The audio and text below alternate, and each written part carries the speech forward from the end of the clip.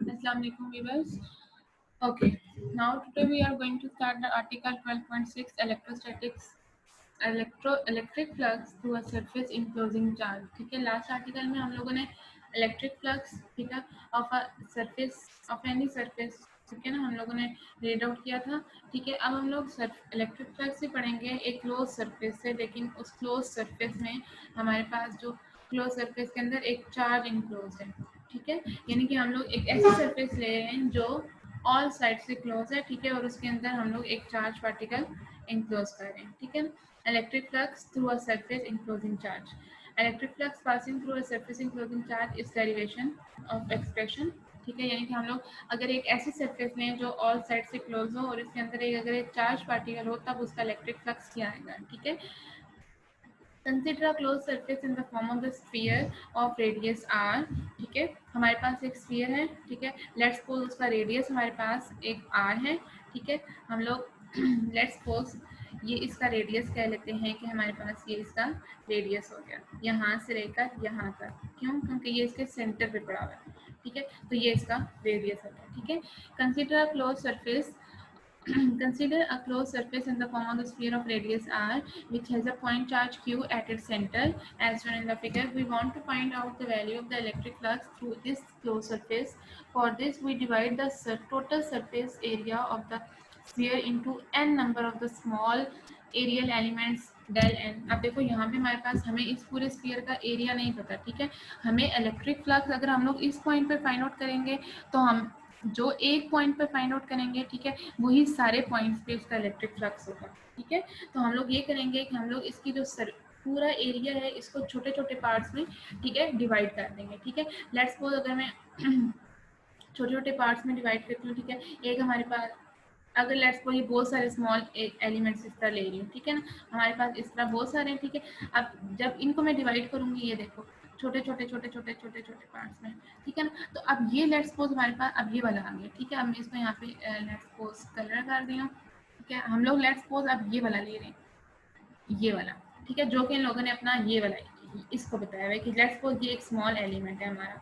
ठीक है ना, अब इसको इन्होंने बताया हुआ है कि for this we divide the total surface area of the sphere into small n number of the elements. तो हर स्मॉल जो एलिमेंट बनेगा ठीक है उसका एरिया क्या होगा, पहले स्मॉल एलिमेंट का 1, दूसरे का 2, डेल का मतलब होता है वेरी स्मॉल। ठीक है, नहीं कि del A1 del A2 del A3। ठीक है, और अब टू सो ऑन करो कहाँ तक हम लोगों ने डिवाइड किया n number of del A है। ठीक हो गया, the electric intensity is corresponding to the area 1, area 2, area 3 and up to n area are E1, E2, E3 and up to En। ठीक है, हर एरियल एलिमेंट में से जो इलेक्ट्रिक इंटेंसिटी होगी वो भी डिफरेंट होगी ना, यानी कि इसकी E1 होगी, यहाँ पे हम लोग कोई एलिमेंट ले रहे हैं इसकी E2, यहाँ पे कोई ले रहे हैं E3, यहाँ पे कोई ले रहे हैं E4। ठीक हो गया, इसकी हम लोग इस तरह करके ये कर सकते हैं। ठीक है, तो जो टोटल फ्लक्स होगा इस पूरे स्फीयर में से वो sum of all the areas and sum of all the electric field intensity होगा। ठीक है ना, अब हमारे पास टोटल जो फ्लक्स इस सरफेस का होगा sum of all the flux. ठीक है ना, तो total flux passing through a close surface of the sphere is phi is equal to E1 dot del A1 plus E2 dot del A2 plus up to so on into En dot del An। ठीक है, ये जो formula आपको electric flux का last lecture में बताया गया था। ठीक है, अब हम लोगों ने पहले एरियल जो पहले एलिमेंट स्मॉल जो डोमेन में डिवाइड किया था एरिया। ठीक है, उस पहले एरियल एलिमेंट पे जो फ्लक्स था वो ये था, सेकंड एलिमेंट लिया एरिया का तो वो ये था, थर्ड लिया तो up to so on and जब n नंबर ऑफ पे पहुंचे तो हमारे पास ये इसकी फ्लक्स आ गया। ठीक है, नाउ हमारे पास है the direction of the electric field intensity and the vector area is the same at each patch. ठीक है, अब आप लोग देखो जिस साइड पे वेक्टर की डायरेक्शन होगी उसी साइड पे हमारे पास एरिया की डायरेक्शन होगी। ठीक है, अभी हम लोग क्यों, क्योंकि हम लोग ने इलेक्ट्रिक फ्लक्स फाइंड आउट करना है। हमने इलेक्ट्रिक फ्लक्स को जीरो कभी भी नहीं करना। जब कोई चीज़ फाइंड आउट करते हैं तो उस चीज़ को कभी भी जीरो सपोज नहीं करते। ठीक है, आप लोगों ने पिछले लास्ट लेक्चर में इसका फार्मूला पढ़ा था E dot A is equal to EA cos of theta. तो हमारे पास फ्लक्स मैक्सिमम कब होगा, जब हमारे पास दोनों के दरमियान एंगल जो होगा 0 डिग्री होगा, यानी कि जिस साइड पे एरिया वेक्टर एरिया की डायरेक्शन होगी उसी साइड पे हमारे पास इलेक्ट्रिक फील्ड इंटेंसिटी की भी डायरेक्शन होनी चाहिए। तो इसका मतलब हम लोग जो भी एरियल एलिमेंट ले रहे हैं, ठीक है, जिस साइड पे उसके वेक्टर एरिया की डायरेक्शन होगी उसी साइड पे ही उसकी इलेक्ट्रिक फील्ड इंटेंसिटी की भी डायरेक्शन होगी। तब जाके हम लोग इलेक्ट्रिक फ्लक्स फाइंड आउट कर सकेंगे, तब जाके हमारे पास इलेक्ट्रिक फ्लक्स होगा वो मैक्सिमम होगा। ठीक है, अब यहाँ तक हमने इक्वेशन डिराइव कर ली। इसको लेट्स को नाम दे दीजिए number 1, the direction of the electric field intensity and the vector area is same at each patch. Patch का मतलब हम लोग जो छोटा सा टुकड़ा ले रहे हैं एरियल एलिमेंट का। Moreover, because of the spherical symmetry at the surface of the sphere, ठीक है, हम लोगों ने very first lecture electric field intensity की वैल्यू भी फाइंड आउट की थी। ठीक है, जो कि आप लोग यहाँ पे जब पहुंचोगे तो दोबारा रिव्यू करोगे जाके। ठीक है, कि हम लोगों ने इलेक्ट्रिक फील्ड इंटेंसिटी की वैल्यू कैसे फाइंड आउट की थी। ठीक है, तो सरफेस एरिया जब किसी स्फीयर का लेंगे, ठीक है, तो हमारे पास उसकी इलेक्ट्रिक फील्ड इंटेंसिटी जो आएगी वो 1/4π क्यू डिवाइडेड बाई आर का स्केयर। ठीक है, अब जब हम लोग इनके दरमियान, अब देखो जिस साइड पे इलेक्ट्रिक फील्ड इंटेंसिटी की डायरेक्शन है उसी साइड पे एरिया की है, तो दरमियान में एंगल 0 डिग्री है, तो E A cos of theta cos of 0 1 degree. तो हम लोगों ने सिंपल ई ए को क्या कर दिया, हमारे पास E into del A one plus E into del A two up to so on plus E into del A N. ठीक है, अब हर पैच की जो इलेक्ट्रिक फील्ड इंटेंसिटी है वो तो सेम रहेगी ना, क्यों, क्योंकि उसका मैग्नीट्यूड सेम है। ठीक है, पूरे सरफेस एरिया का एक जैसा इलेक्ट्रिक फ्लक्स होगा तो उसमें जो इलेक्ट्रिक फील्ड लाइन पास करी होंगी वो भी एक जैसी होगी, तो इलेक्ट्रिक फील्ड इंटेंसिटी की जो वैल्यू होगी वो भी एक जैसी होगी। तो हम लोग कह सकते हैं कि मैं यहाँ पे इलेक्ट्रिक फील्ड की जो वैल्यू होगी वो कॉमन निकाल लूँ, into multiply by del A one del A two del up to so into del A N. ठीक है, ई मल्टीप्लाई बाय ये एरिया है हर पैच का था ना, यानी कि यहाँ पे। ठीक है, तो टोटल जो सरफेस एरिया, ये जो प्लस करने से सारे एलिमेंट्स सारे पैचेस का एरिया जब सम करेंगे उसको तो हमारे पास आ जाएगा total surface area of the sphere. ठीक है, तो ई की वैल्यू यहाँ पे हमने पुट की 1/4π क्यू डिवाइडेड बाई आर का स्क्वायर। ठीक है, total surface area of the sphere हम लोग को हमेशा याद होना चाहिए 4/r स्क्वायर। ये आप लोगों ने मैथमेटिक्स में भी किया होगा कि surface area of the sphere, जैसे हमारे पास surface area of the circle है πr स्क्वायर, इसी तरह surface area of the sphere is 4/r square. ठीक है, अब यहाँ से आर स्क्वायर कैंसिल, 4/4π कैंसिल, तो आप लोगों के पास जो इलेक्ट्रिक फ्लक्स रहेगा वो क्या है, Q divided by epsilon not time. ठीक है, एक हमारे पास जो इलेक्ट्रिक फ्लक्स आता है वो जब आप लोगों से पूछा जाए इलेक्ट्रिक फ्लक्स की डेफिनेशन, ठीक है, तो वो डेफिनेशन जो होगी वो आप लोगों ने phi e is equal to E dot A करना है। ठीक है, ये जो इलेक्ट्रिक फ्लक्स आता है ये हमारे पास किसका है, electric flux of a closed surface that is enclosing a charged particle q. ठीक है, this is the expression of the electric flux through a surface enclosing charge. ठीक हो गया, ओके।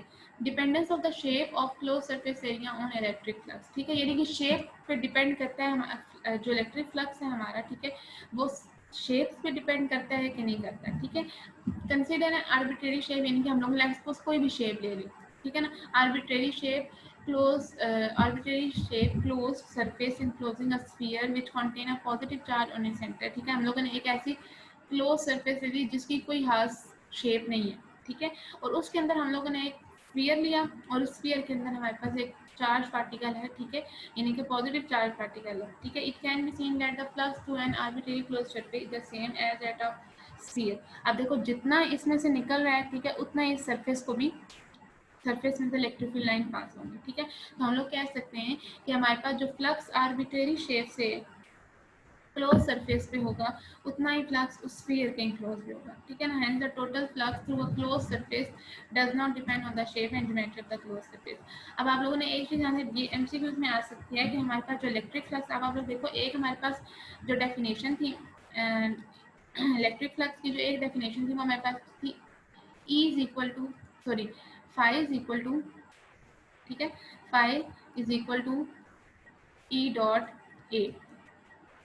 ठीक है, एक हमारे पास फाई आता था, ठीक है, और एक हमारे पास फाई ये वाला है। ठीक है, यानी कि एक फाई वो है और एक ये है, ये दो डेफिनेशन ऑफ इलेक्ट्रिक फ्लक्स है। ठीक है, अब दोनों में हम लोगों ने ये देखना है कि दोनों में जो इलेक्ट्रिक फ्लक्स है, ठीक है, इन दोनों को बाय डेफिनेशन हम लोग देखो इसमें कोई भी हमारे पास इसकी लेंथ वेट कुछ भी नहीं बताया हुआ। ठीक है, तो इसका ये मतलब हुआ कि हमारे पास जो इलेक्ट्रिक फ्लक्स है किसी भी क्लोज सरफेस का वो उसकी शेप या ज्योमेट्री पर डिपेंड नहीं करता। ठीक है, यहाँ तक clear, okay okay. Now next हम लोग आर्टिकल स्टार्ट करते हैं 12.7 गॉसेस लॉ। ठीक है, अब गॉसेस लॉ बेसिकली हमारे पास इलेक्ट्रिक फ्लक्स की आगे से एक थोड़ी सी डिस्क्रिप्टिव फॉर्म है, ठीक है। गॉस एक साइंटिस्ट का नेम है, ठीक है, और उसी साइंटिस्ट के नेम पे फिर ये लॉ डिस्क्राइब हुआ, ठीक है। अब ये इसकी स्टेटमेंट है, it states that the total electric flux through any closed surface is equal to the product of 1 by epsilon naught time the total charge enclosed in it, ठीक है, जो कि हम लोग पीछे भी ये फाइंड आउट कर चुके हैं, ठीक है। अब गॉस ने हमें कहा था कि किसी भी क्लोज सरफेस में से जो इलेक्ट्रिक फ्लक्स होगा वो किसके इक्वल होगा, product of the 1 by epsilon time to the total charge enclose in it, यानी कि इसके अंदर कितना चार्ज इनक्लोज है। अभी हम लोगों ने पीछे जो इलेक्ट्रिक फ्लक्स पढ़ के आए हैं, ठीक है, उसमें हम लोगों ने क्या कहा था कि लेट्स सपोज एक चार्ज हमारे पास इनक्लोज है, ठीक है। अब गॉस ने ये कहा था कि हमारे पास कोई भी आर्बिट्रेरी शेप ले लें, कोई भी close surface of any arbitrary shape, ठीक है ना, तो उसमें से जो इलेक्ट्रिक फ्लक्स होगा वो किसके इक्वल होगा, product of 1 by epsilon naught time to the total charge enclose है। अब चाहे वो charge n number of charges हैं, यानी कि बहुत सारे नंबर 100 चार्जेस हैं, 1000 चार्जेस हैं, ठीक है, तो जो टोटल फ्लक्स होगा वो कितना होगा, 1 by epsilon naught time multiply by total charge enclose in it. Mathematically हमने उसको लिखा phi E is equal to 1 by epsilon naught into Q, where phi E is the electric flux through a surface and Q is the total charge enclosed, ठीक है, okay. Next हमारे पास consider a point, अब हम लोग इसको explain करेंगे कि prove करेंगे कि हाँ वाकई हमारे पास जो टोटल फ्लक्स होता है किसी भी क्लोज सरफेस में से वो प्रोडक्ट होता है 1 by epsilon naught times charge के, टोटल चार्ज इनक्लोज इन, ठीक है। लेट्स सपोज हमारे पास कोई भी क्लोज सरफेस है किसी भी आर्बिट्रेरी किसी भी ज्योमेट्री की, ठीक है ना, तो लेट्स सपोज के अंदर बहुत सारे चार्जेस डिस्ट्रीब्यूट हुए हैं, ठीक है, Q1 Q2 Q3 and up to Qn, ठीक है, बहुत सारे चार्जेस हैं, ठीक है, are spread in a close surface as shown in figure, ठीक है। अब हम लोग जो फर्स्ट चार्ज होगा इलेक्ट्रिक फ्लक्स जो फर्स्ट चार्ज से निकलेगा, यानी कि एक चार्ज से, जो कि हम लोगों ने पिछले लेक्चर में कर चुके हैं, ठीक है, तो वो phi1 is equal to Q1 divided by epsilon naught, ठीक है।